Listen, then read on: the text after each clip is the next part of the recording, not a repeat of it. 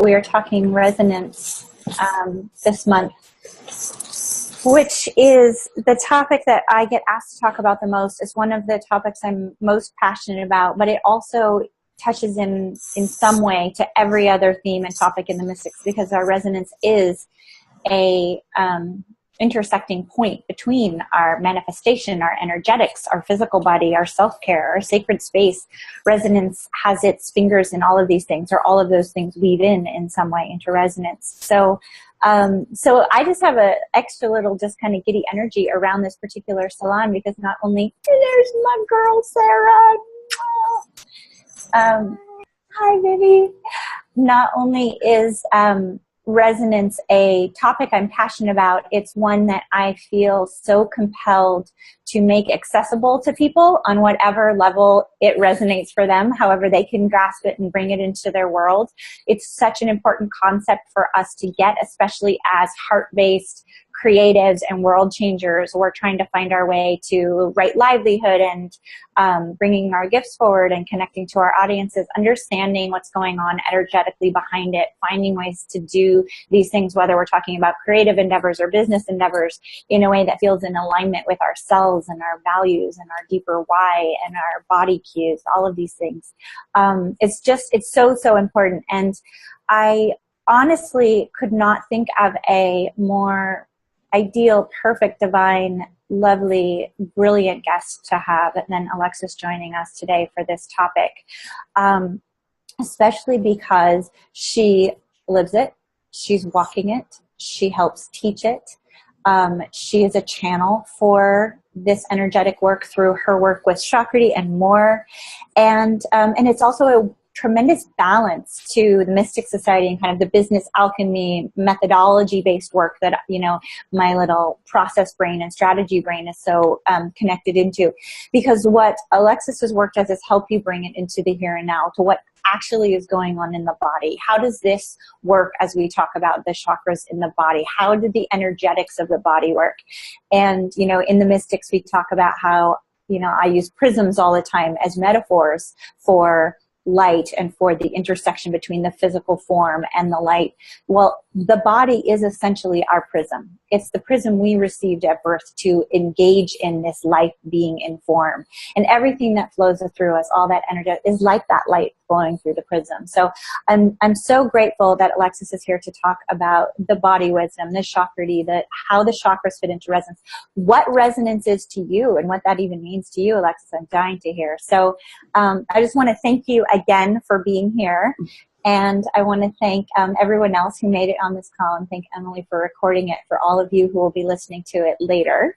And Alexis, would you be willing to introduce yourself and tell us a little bit about who you are and the work you're doing in the world? Yes, of course. Thank you so much. What an honor to be here. So fun to have you. And I love every conversation.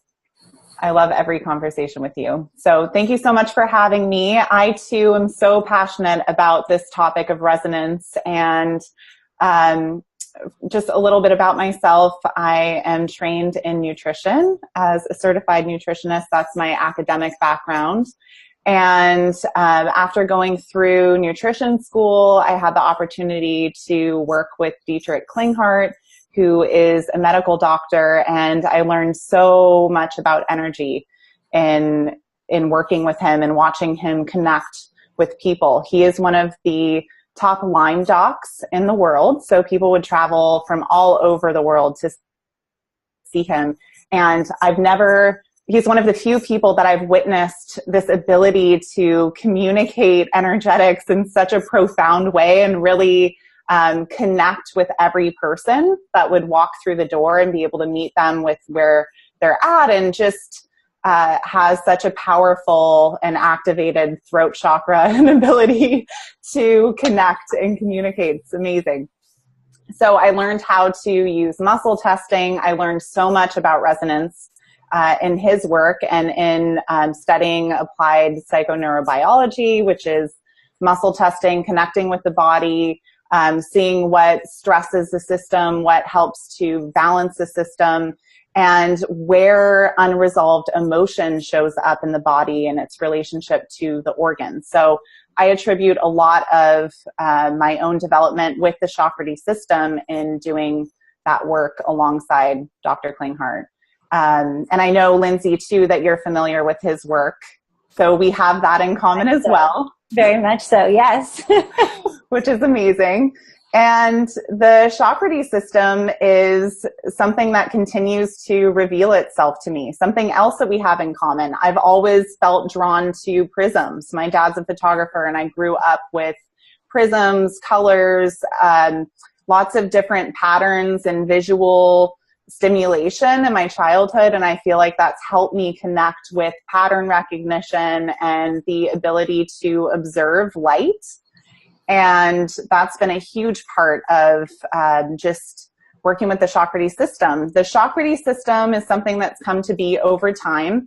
I realized after studying energy and working with the body for many years that, and I'll show you right here, I was working with a very special crystal pendulum and started to notice that it would move in a specific way over different parts of the body.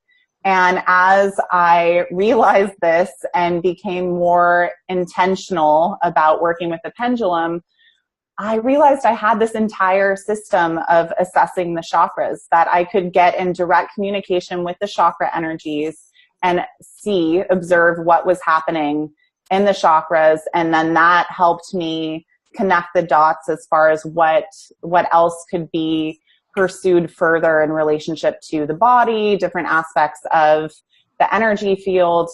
And it's just been this incredible way to get in direct contact, similar to many other methods, such as muscle testing and so on. So that is a little bit, but I work with this pendulum. This is a tool that helps me to connect. Lindsay and I too share a love for, I think, systems and systems application. So it's a physical tool that shows me and helps my mind grasp what is going on energetically in the body. And I think that that is such a fascinating thing. It is. It's so great. And we're going to go into to resonance and how it fits in with the chakras more. But I also just want a presence for people that you're now taking people on the journey of how to learn this system and how to use a pendulum and to learn your process through a practitioner training program. Yes. So you just had the last round of that. The door is open and closed now, I believe, for 2015. Is that right? Yes. I just closed the doors for 2015, the last Chakredy immersion program. For this year. Okay, so I want to encourage everyone, if you aren't already following Alexis' work, make sure to get on her list and keep an eye out for when that becomes available in the new year again, because it's just incredibly transformative work. So thank you for bringing this piece of yourself and your work forward into the Mystic Society Salon. So one little thing that I want to play with resonance before we get started and we start to talk about what resonance is for you is we often in the Mystic Society bring our minds together as a way to bring ourselves into unity of energy. And so we do that at the beginning of a call. And I was on a call just before this where one of my dear sister friends in Mystic's presence, just the big stuff going on in the world today, and how as sensitives and creatives we may be feeling the issues going on in Europe, out of Syria, things that you may be reading. So I kind of wanted to are bringing minds together today a tiny bit differently. And I was wondering if you guys would all just play along with me and we just take a minute. And instead of me talking us through that oneness of mind meditation, we actually just do a minute in our own breath in our own space. Maybe turning your face to the light that's in your room. Maybe it's holding on to a pendulum as Alexis has, whatever represents light and positivity and hope. I just would love to offer our collective oneness of mind today towards anybody out there who may not be experiencing the tremendous blessing and privilege that we all have to be not only on this call together, but in circles of women doing this kind of work in this kind of light and grace that we're in. Are you guys, Alexis, does that resonate for you? Are you open to doing sounds amazing together? Okay. I would love that. All right. So you can just close your eyes. I invite you to close your eyes and feel yourself held in this basket that Alexis and I are holding today. feel yourself a part of this beautiful virtual community of world changers and light workers and seekers. You found your way to this call today for a reason, and so I welcome you. And I give thanks for the intention and heart and lens and energy that you are bringing into this shared equation. So just from wherever you are, with your own breath and light and thought, 1 minute of love and intention out to anybody else out there who might be in need of a little loving nod and gesture from this collective light that we're weaving. I'll go ahead and time 1 minute.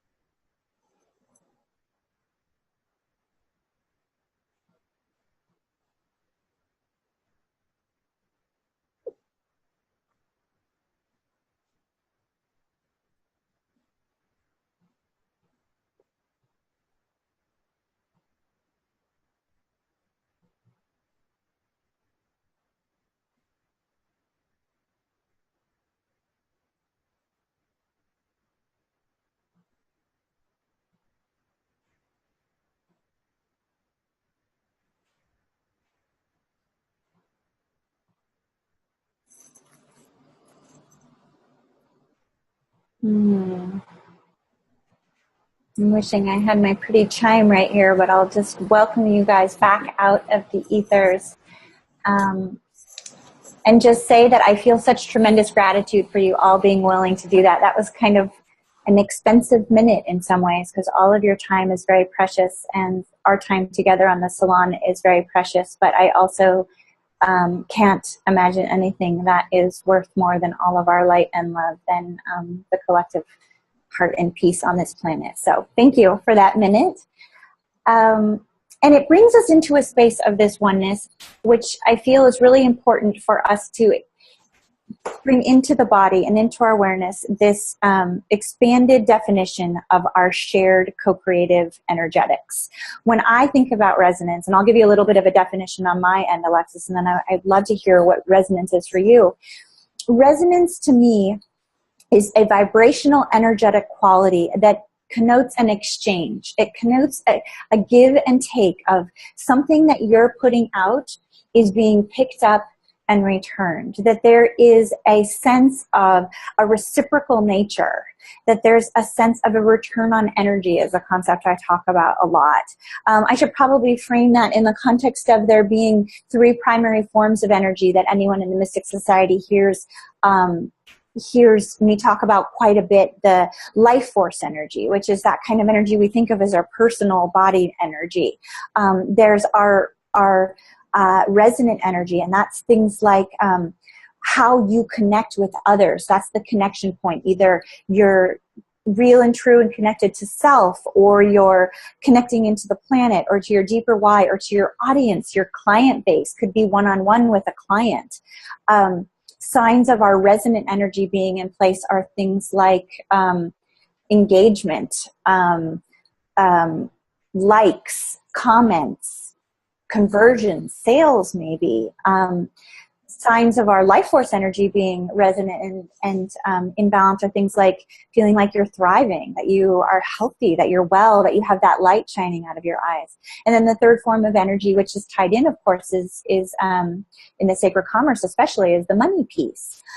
When I think of the Chakredy work that I've experienced and your work, Alexis, I'm feeling that our resonance, that your work encompasses all of 3 of those in some ways, that it is the intersection to the body, but also an awareness that different chakral energetic points on the body have connections to different aspects of those personal energies. Some are more about our life force. Some are more about our purpose and our path. Some have a little bit more to do with abundance. Some have with how speak to how we show up in the world.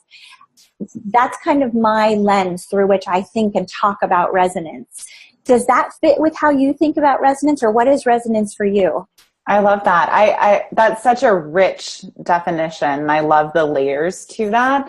I would say that the first thing that comes to me when I connect in with the energy of resonance, it's where there is a vibrational match. So in different forms of energetic testing, when you're testing for resonance, resonance can it can show you where there is a stress, if there's a vibrational match with a stress, or if there's a vibrational match with a balancer. So there are different ways that things can resonate with energy. But I would just say, I love your definition. I love how that ties into different aspects of energy. And yeah, just for me, I think of where things meet energetically when I connect in with resonance. I love that. And so that match piece, because of course, that's what's causing an attraction process. That's what's causing things to flow to you, is that matching vibration. So you're bringing that into our awareness. But I also love you brought into the awareness that there's a blessing in seeing the match and the unmatched, that we have something to learn from that. Both allow us to either calibrate to bringing in more of the thing we desire to attract, or to address perhaps a disconnect if we're seeing a mismatch. Is that kind of what you're saying? Yes. Yes. Okay. Yeah. So tell us a little bit about the chakras in the body and how they fit in with this idea or concept of resonance. So the chakras for me, and of course, everything that I share, this is the way that I see it from this particular lens, but I love and honor so many other ways in which people relate to the chakras. The chakras have become a really powerful platform for me to connect in with different aspects of the energy, different aspects of our energetic field, of things that may be happening in our physical reality, and the things that connect in with more of our mental, emotional, and spiritual fields. But the chakras are incredible. They're these massive energy centers. I'm sure that, maybe everybody on the call is familiar with the chakras. Maybe not, but the way that one of my favorite definitions of the chakras is that they're like push pins connecting the energy bodies with the physical body. And I love that because it really captures the way in which the chakras are always fluctuating. They're communicating what is happening in our internal environment and also how we're relating to our external environment. So there's this, inside outside relationship. The energies that have come forth through the Chakredy system are just different aspects that tie in with these specific parts of the system. So, and those may differ from other ways that people have studied the chakras. I will be perfectly honest and say that the chakras, I've studied energy for many years, many different types of energetic disciplines. This information that has come through for Chakredy is something that has been a complete download. So it's just come through and I've learned it as it's come through, which has, Sure. It's some of it has surprised me. I'm like, oh, that makes so much sense. I never realized that before. Right. And that the chakras are this beautiful way to connect in with different aspects of our own energy and learn about our bodies and learn about what's going on in our environment. I don't know what would be most supportive to touch on different aspects of the various chakras, or what do you think? I can keep going. The first thing I wanted to say about chakras is I think you touched on it I think everyone on this call is familiar with chakras. Yeah. That is an excellent point to present, because I think everybody's familiarity and comfort level with chakras is different. And I want to grant a great big blanket of permission to everyone on the call now, but also anyone listening, that is totally okay. Like, whether you are thinking of chakras as being kind of metaphorical, it's kind of helpful in general, kind of a woo-woo energetic idea, but doesn't necessarily fit into your idea of anatomy per se, that is okay, because the whole concept of chakras can be hugely helpful even on that illustrative metaphoric level. Mm-hmm. But then it's also important to realize that there are others who are seeing and engaging in chakras in a very anatomical level. The first time I have a 5-year-old who just started first grade today, so it's a big day in her world. But the first time she used her hands to show me what she calls swirls up her body and then tell me what color she thought those swirls were. It was the first time that I really realized she can see chakras in a way that I can't. Although I have intellectualized them, I appreciate their function. There's a little bit of a leap of faith for me because I don't actually see and engage in chakras in the way that this little light person who came in does. There are great paintings out there of people who are expressing how they see and experience chakras. There are those who see them as very distinct energetic portals and others who see them as part of an energetic grid. So everybody's relationship to chakras, I think, is different. And that's wonderful. It's part of our own unique expression and also ability to experience the medicine and the teachings that chakras have. But I want to encourage you, whether you're on the side of, I know them all, I know what they stand for, and I'm just really looking for how can we bring them into alignment or high vibration, or you're on the other side, which is I'm kind of still in the willing suspension of disbelief. That's all okay. So just, you're along for the ride today, and Alexis and I are just going to kind of be riffing both of our impressions of how this works and giving them to you to do exactly what Alexis has done, to take what serves you, understand what you can, make it your own, and then figure out how it fits into supporting you on your journey, however that might be. So why don't we just go up through the chakras, just to speak the name, the primary function, and maybe through the lens of how would that relate to our resonant energy? How might lower chakra relate to resonant energy? And then we can make our way on up. Sure. Again, no right or wrong answer. It's kind of, a brainstorm. Yes, I love that. And that's so amazing with your daughter, and being somebody who has been very frustrated by not seeing auras or seeing chakras. Yeah. It was to my surprise that I realized, oh, I can connect in with that energy in this way, get in direct communication with the body, with the energy system, and receive this information, be guided by this energy and this information, but that there is not a specific way or box that it has to fit in, that Right. we all receive intuitive information differently. Right.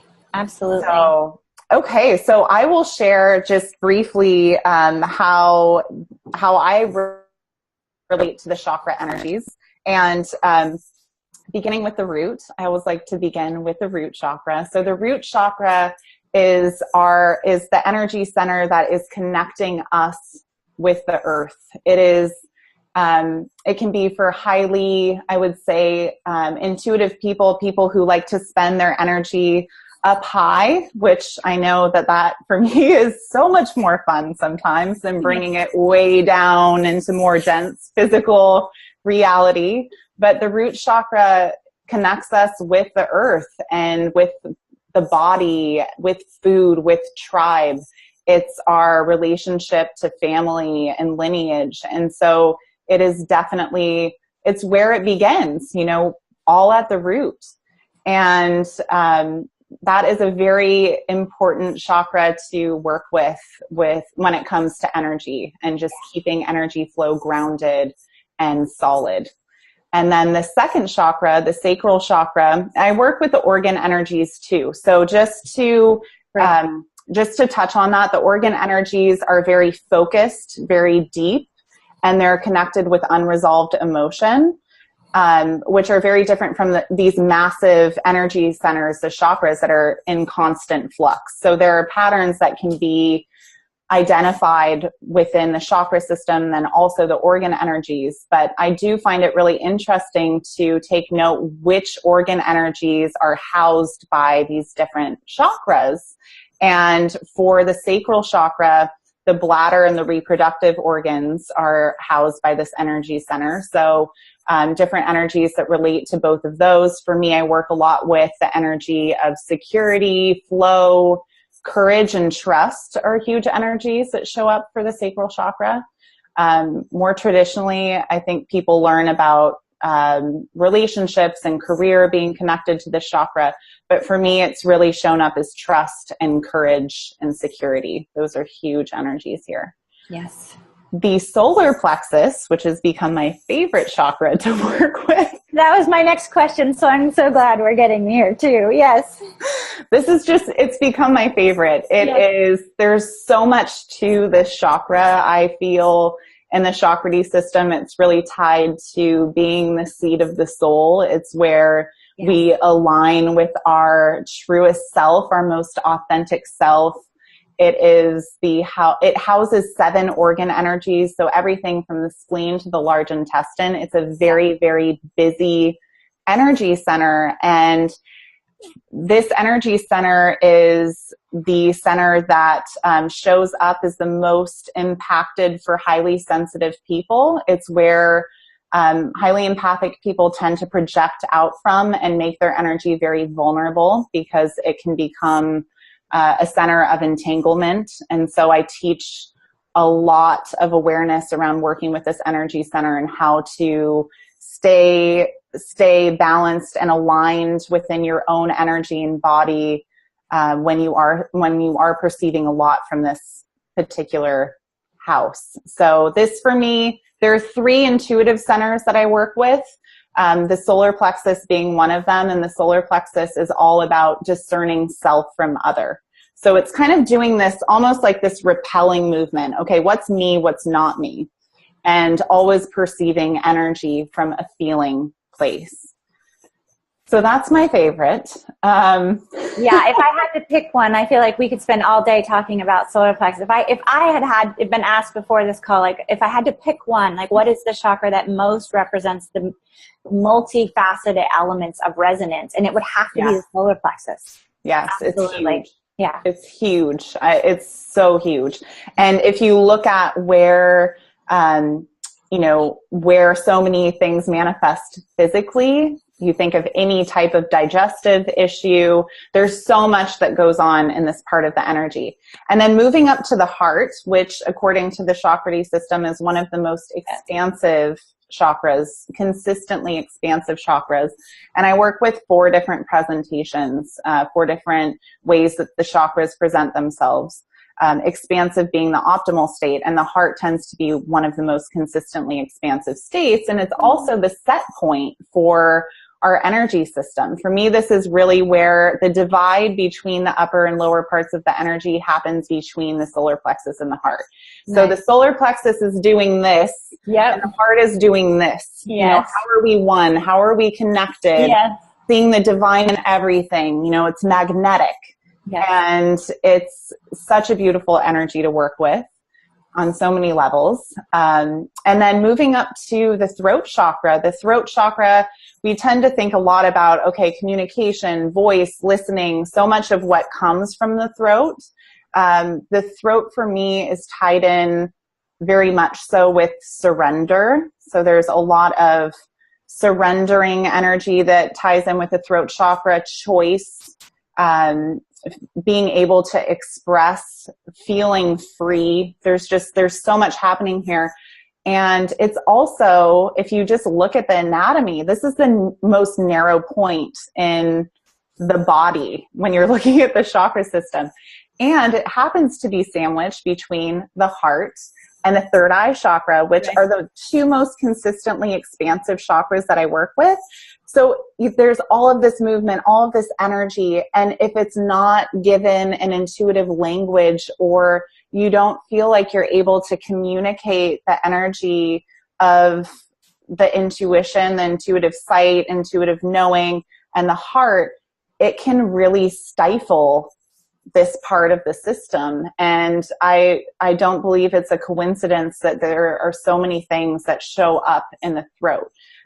From more of a physiological perspective, the tonsils that sit here, there's a thyroid, there's a lot of energy that can get really stuck in this part of our body. So the throat tends to be a priority energy a lot of the time, especially for people who are working in some type of healing capacity. Interesting. Okay. That's a big one. Yes. And then, so the solar plexus, the heart, and the third eye chakra are the 3 intuitive centers, according to the Chakredy system. And the third eye being connected in with what I would say most people attribute intuition with. So intuitive knowing, intuitive vision, auditory information. But I always like to emphasize that, yes, this is a very important intuitive center that we're that we're connecting in with. But it's not better than the intuitive information that we receive from the heart or the intuitive information that we receive from the solar plexus. So key. Yes. It's different. It is different. So bringing them into conversation and listening to all of them, but not allowing one to supersede the other. Yes. Okay. And it tends to be the most praised intuitive center. So people who have more of that intuitive vision, it's the house of, for me, it's the energy center that ties in with dream healing most. Mm-hmm. And where people who talk about getting information from guides and other energies, that this usually ties in with the third eye chakra. So I just always like to point that out, that we all perceive energy differently. And if the third eye chakra is not the most expansive energy that like the default intuitive center, that doesn't mean that the intuitive information you're receiving is not of equal value. Right. It's different. So, and yes, so the third eye chakra, and then the crown chakra, which is the closest point in our energy out of the 7 chakras that we're working with to spirit. So this is the house of purpose, and it's our connection. It's our connection with the divine. It's a beautiful energy to work with. It's also, interestingly enough, been the chakra that prioritizes most in this is all my own observation. It's like gathering energetic data. But it tends to prioritize the most with chronic illness. Okay. Is the crown chakra. Okay. So there's just so much that happens here. Really, there can be a resistance of allowing connection, or this is also where a lot of just downloads, or I don't use the word channeling, just mm-hmm. because that's not the terminology that's come forth for this system, but just mm-hmm. receiving divine information. That's crown chakra stuff too. So Eva is asking, why chronic illness? What does that mean? How does that tie in with crown chakra? I'm thinking each of one of the chakras probably has presentations that represent outward manifestations of imbalance. And so you're just noticing correlation between priority with crown chakra needs and people who are experiencing illness. What does that correlation represent for you, or what do you think that is? That's a really great question. And I would say that so much of working with this system has been about trust and faith, following the energy and trusting where it's guiding me. And all I'm really doing is observing patterns and taking notes and being shown, what's happening in the system. And I feel like a little bit of a mad scientist with that, because it's so exciting. It's like, okay, what is revealing itself here? And so I don't have, I would say that I'm still learning about what is that. I'm still in that discovery phase of what does this mean and how does this connect to the body. All I can say is that it's something that I've observed, and working in a clinic where the primary focus was really advanced chronic illness, I noticed a pattern with the crown chakra, just prioritizing a lot. Well, it makes so much sense for me, and I think it's part of, someone said we were cute chakra geeks here. I love that, or chakra nerds here, which I love. But it's so true. I do geek out on the evidence-based stuff. Yes.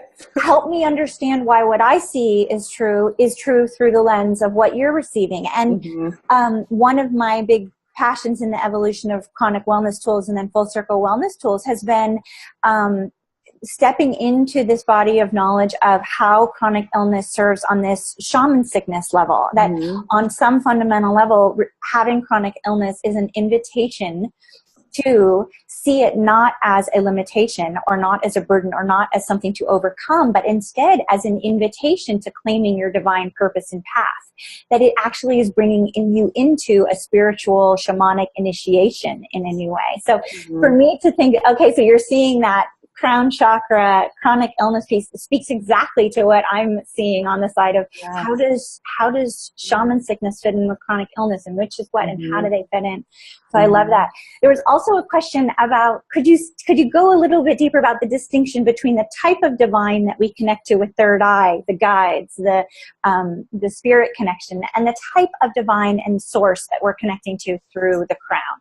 Sure, definitely. So the crown chakra for me is really, it's making direct contact. So this is the part of your energy where you're in direct contact with spirit. So there's nothing that is, you know, it's the open channel in which you're connecting directly.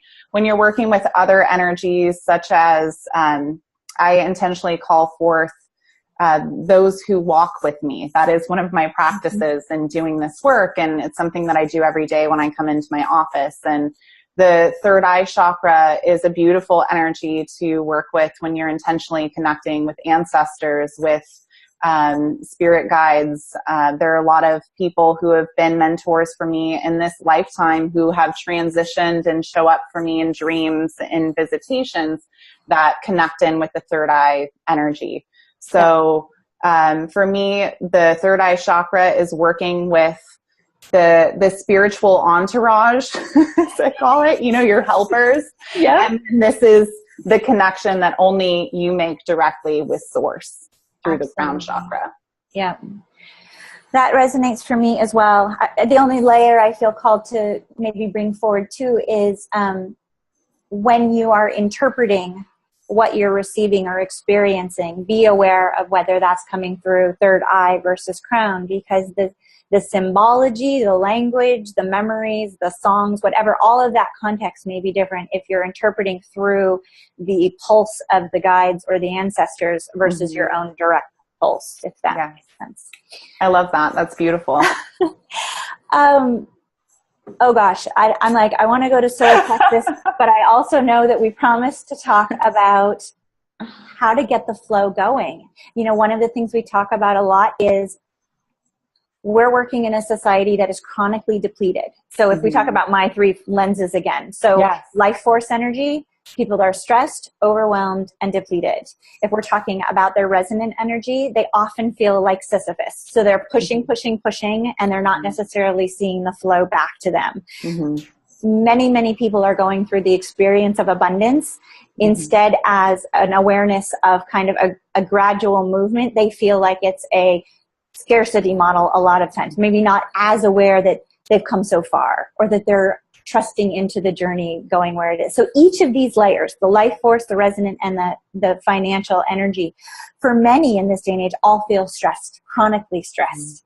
And so that can be looked at through like my resonance model and ACAR, which is a methodology for kind of teasing out the pieces of what might be out of balance or asking to be seen so that we can bring it into the balance.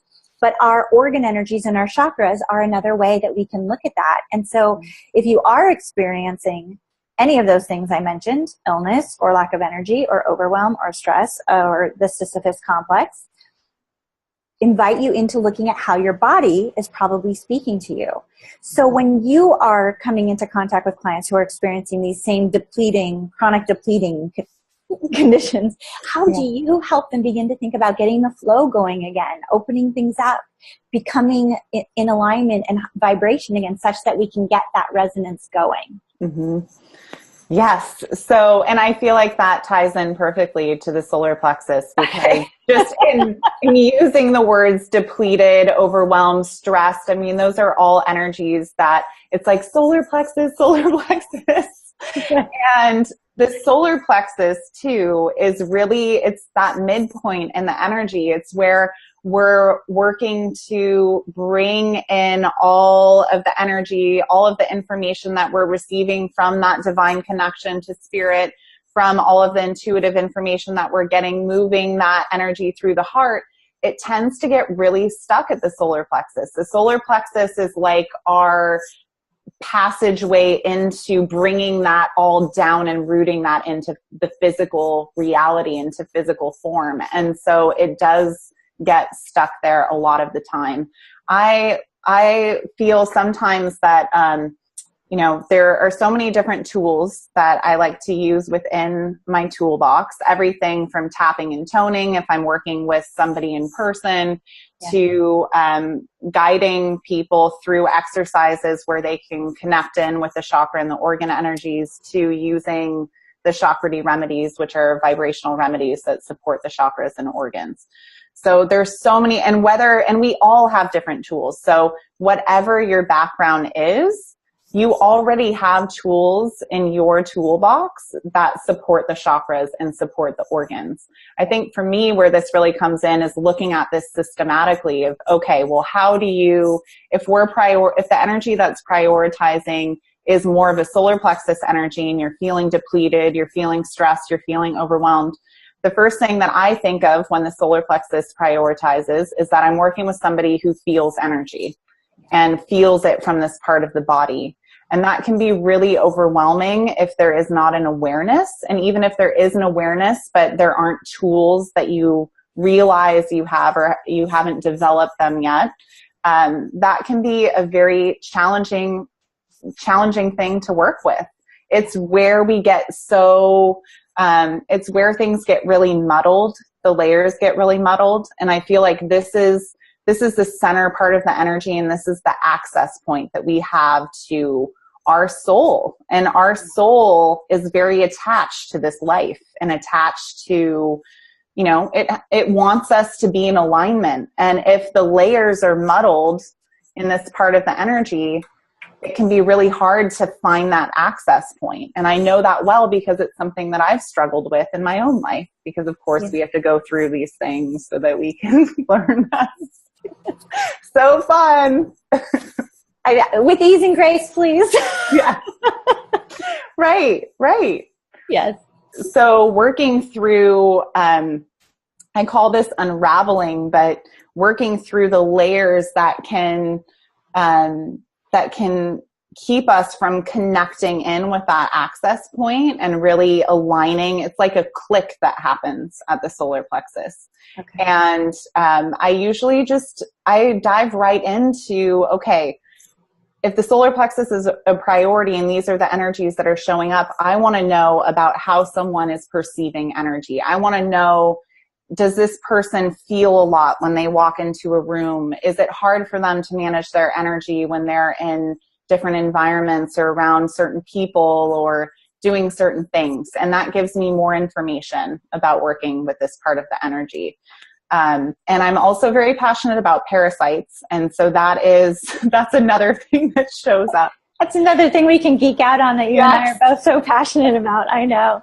You'll say a little bit about how parasites fit into this, just for those who are like, what? How did Lindsay and how did parasites? How did she go there?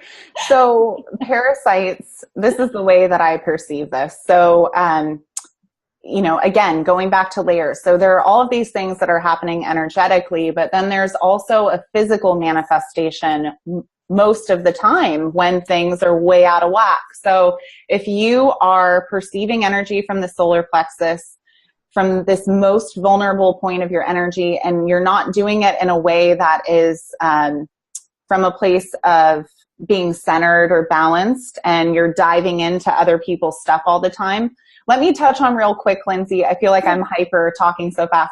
I'm so passionate about the solar plexus, but I would love to touch on what I call gut vulnerability. Okay. Which is when you perceive energy from the solar plexus, what oftentimes happens, so this is what I would term being an empath, and what can often happen is the energy at the back of the solar plexus gets very tight and very contracted. And you can tune into this, and I just encourage you to tune into this part of your energy right now. You can feel yourself almost projecting forward, like the energy is leaving your center, your solar plexus, and going out like tentacles into your environment to feel what's going on, to anticipate, can I be myself with this person? What does this person think about me? There's all of this stuff that's going on. So you're putting your feelers out into the world, and this comes back to resonance. When you put your feelers out and you pick up on other energy that isn't yours, and you can feel it, in your body. You can feel the energy. What happens oftentimes is there is a match. There's a resonance that happens. Your energy leaves, you feel some other lower vibration, you can feel it in your body, the energy matches, and you pull it back in and internalize it. So if there are all of these organ energies in that part of our system, when we bring other energy back into the solar plexus, all of a sudden we've got 7 organ energies that are vulnerable, that can sync up with whatever that other energy is. And then it gets really confusing because we don't know what's ours. We don't know what is somebody else's. And then some type of uncoupling comes into play. We need something that can disentangle the physical from the energetic so that both can be supported and independently supported so they can shift. That is a little bit of gut vulnerability for me. I just got so excited too, because you just gave an answer to a sacred question I've been holding for a long time, which is how the emotional literacy and emotional alchemy fits in. So it's so integrated to the full walk of the mystic and to sacred commerce and to all these things. And I'm always kind of trying to show it through the lens of why emotional intelligence is important. But the truth of the matter is, people who find their way into the mystic world, they are emotionally aware and they're emotionally intelligent. And now you just created the bridge for me of how does that then contribute to this depletion? Because our ability to be not only empathic, but to be emotionally aware is what enables us to go to the feeling that someone else is feeling and to relate to them, to feel what they're feeling, to be able to say, you are not other than me. I can connect and I can understand. And now you're explaining how that then contributes to that resonant drawing back of the energy and then that internalization of the energy. And so without a clear understanding of how all those different things are coming into play, you can be left feeling sideswiped, like, I feel heavy and I'm not sure where it came from, or I'm feeling tremendous grief, but maybe I should just ignore it or override it. And so I think that it's so important to begin to shine a light on how all these different pieces fit together. And at the end of the day, it's because you're okay, because what you're experiencing is normal, because it's all part of your gift and your beauty and your light. But there are tools to help you navigate this and experience it in a way that's not causing depletion or chronic illness or a need to shut out. You know, that's the other thing we see is the protection device is then to shut out, to not feel. In my case, it was, let's move to the country. Oh, let's move into the center of the homestead. Oh, let's stop going to social things. Or maybe I won't even go to my family Christmas. Because I, without the tools, had to keep contracting back and back and back in order to find safety. It wasn't until I got a dialogue and a vocabulary around what is it that I'm experiencing? How is this emotional stuff playing in? How is my empathic stuff fitting in? How can I do this in a good way? That I didn't have to have any of those barriers anymore. And ultimately, if we're talking about resonance, there's only so much resonance you can create. There's only so much abundance you can experience if you're at the same moment putting up your own barriers and blocks to protect yourself. Does that all make sense? Oh, yeah, definitely. That was such a rant. Oh my gosh. Forgive me for getting... I feel like you need to interrupt me because I'm just going to keep going with it. Me too. Oh my gosh. But I get so excited about it because, and if we look at parasites, coming back to parasites and the things happening at the gut, in a lot of the tools that I learned from my teacher, Dr. Klinghardt, he focuses a lot on interference fields and brings that back to the body, that there can be things that are happening in the body that are creating these energetic interferences. Our nervous system has a hard time communicating because there are these interferences, and parasites, solar plexus stuff. I mean, granted, parasites can show up in other parts of the body too, but primarily if we're looking at the gut, think of how that translates energetically. Feeling like the life is being sucked out of you. And when you are a solar plexus sensitive, which is what I've been all of my life, I have been so able to feel energy around me that it's been debilitating to where I've not, you know, as a child, I wanted to be friends with everybody, and I would worry about who would come to my birthday party because I knew two people didn't get along. Always being able to feel other people to my own detriment. I would rather be uncomfortable myself than feel other people being uncomfortable. Absolutely. And so there's so much buffering that happens. And that's where I feel like, you know, the physiological manifestation of parasites brings this incredible opportunity, and like you said, invitation to really work with the solar plexus as this sophisticated center. It's an intelligent center. It's where we perceive so much, where we gain so much insight about ourselves and our environment. And it's powerful. Yes. It's crazy powerful to work with and fine tune the ability to stay in communication with this part of our energy. Absolutely. Oh gosh, there's so many good questions going. I know I'm missing them, so forgive me, you guys.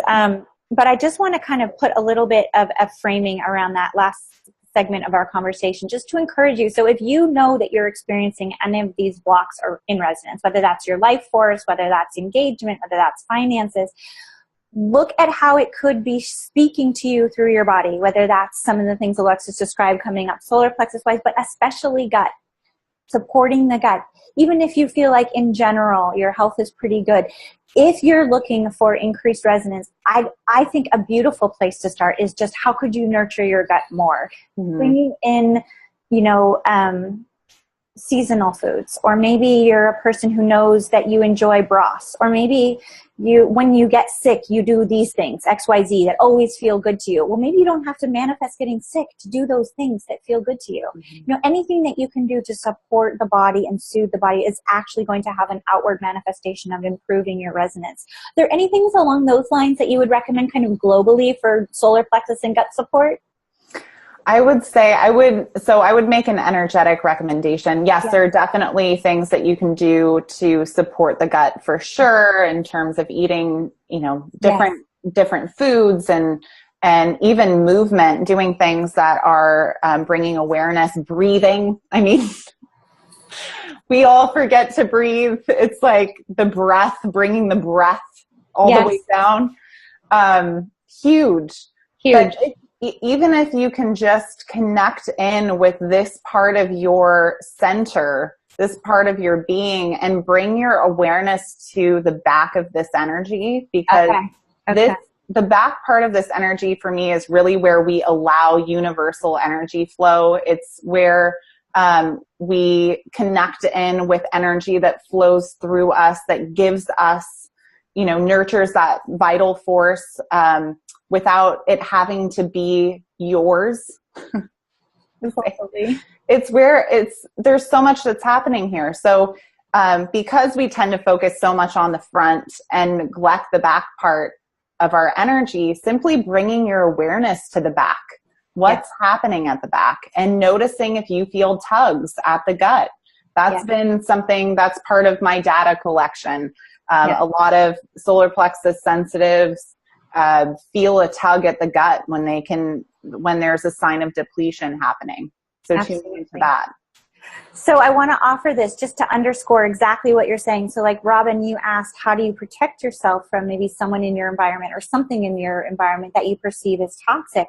This practice that Alexis is describing is so powerful for that, to simply bring your awareness to the back of that solar plexus energy and to the full roundness. Sometimes I think of it like, you know, that thing of not brushing the back of your hair, you know, like I'm thinking of like my hair in the early 80s where I was so focused on my bangs and the side that I don't know what was going on back here, but we do that energetically. We don't think about what's going on behind us. So, you know, think about bringing your energy to the back of that solar plexus energy for exactly the reason Alexis described, which is it will bring you back into, oh, what is mine and what is theirs? Mm-hmm. And everything becomes different from that place. We regain our center.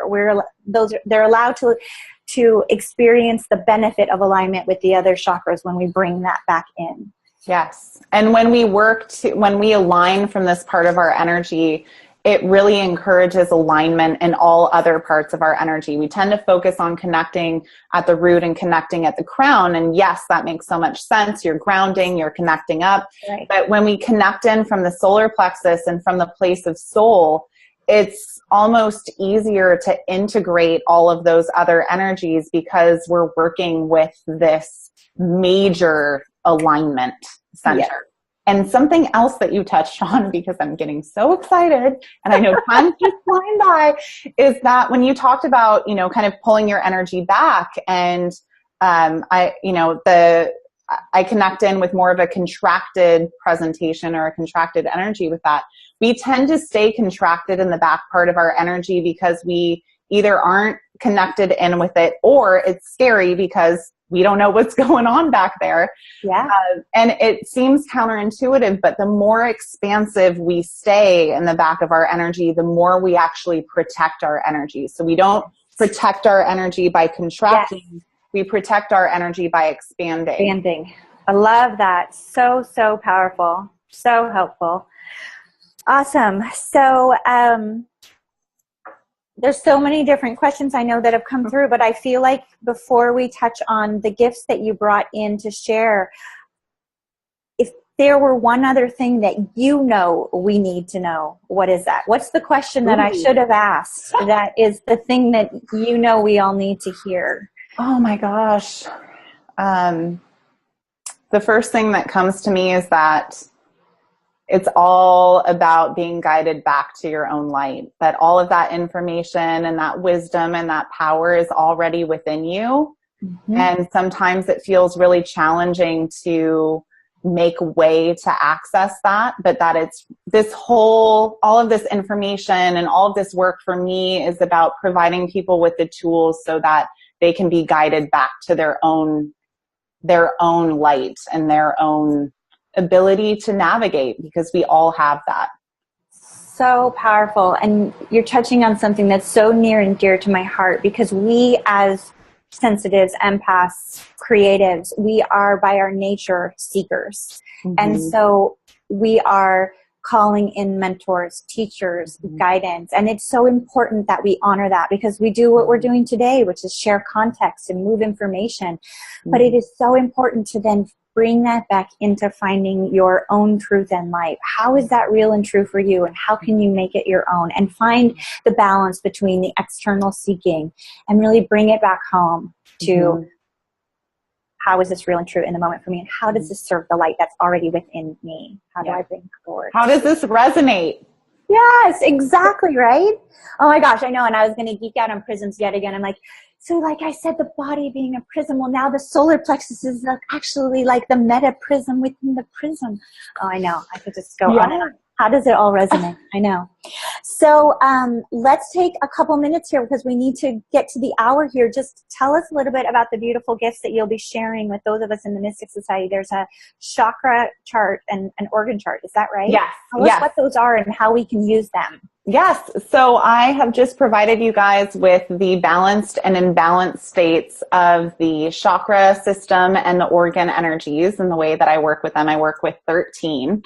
So it's just a fun resource to see where some of these energies resonate with the chakras, with the organs. And I love using it. I do energetic testing, and I love using it as just a go-to reference. So I hope that it's a fun resource for everybody here. Oh, it's so generous and so sweet. Thank you. I know that it will not only answer questions we've had, but it will act as a guide, but I'm sure it will also surface more questions.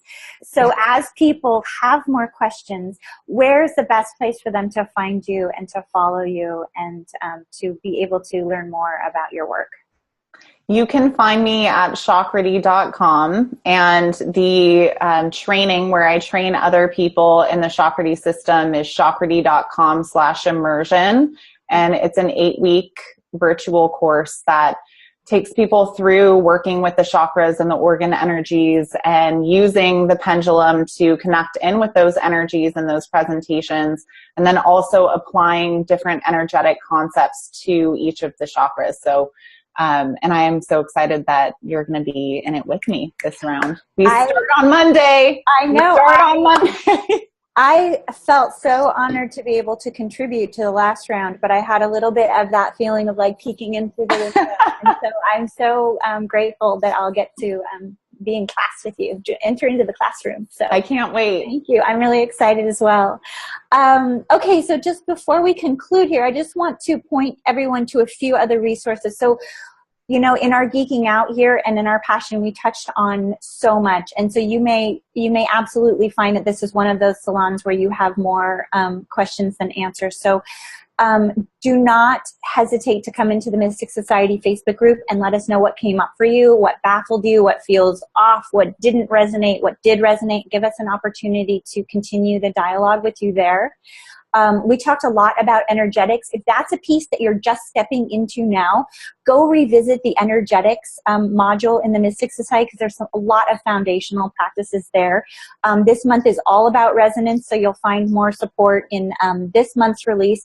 But I also maybe encourage you to go back and look at ACAR specifically, so the resonance methodology, and then also, since we got there, sacred commerce, elements of emotional literacy. All of these concepts you're going to find are connected to one another. It's all connected. Just like we can't have a conversation about one chakra without wanting to talk about the next and the next. All of these concepts weave because they truly do, and they're all part of different ways to understand the same thing. So lot of different resources to support you on the journey. Alexis, thank you so much for joining me today and bringing your brilliance, but also geeking out with me. This was so fun. I'm happy to geek out anytime, Lindsay. Thank you so much for having me. I love talking with you. Thank you so much. Had such a blast. And thank you everyone who joined us. And I feel like we could spend another hour just answering your questions, but please do bring them into the Mystic Society, and we'll do our best to address them there. And so in closing, I'm going to separate our hearts and minds now. If you would just maybe tap back into that mind space that you were in when we brought ourselves together for our minute of peace. And to close and to separate our minds, I want to go to the gift and the recommendation that Alexis brought forward for us, which is your breath. So, you know, yes, we had a lot of high energy. We both got really excited. I think my hands are shaking right now. I'm so excited we got to talk about all these things. How about a deep breath all the way down, as far as you can bring it down, and then a little awareness to the back of those energy centers. And with that exhale back out, we separate our hearts and minds, knowing that we are held in this basket and can return to this basket whenever and however we so desire. And I want to thank you all and wish you blessings and love on your journeys today. Thank you. I'll see you soon. Thank you, Lindsay. Thanks, everybody. Thanks, everyone, for coming. I'll see you inside the society. Bye, everyone. Thanks, Alexis. Bye. Bye.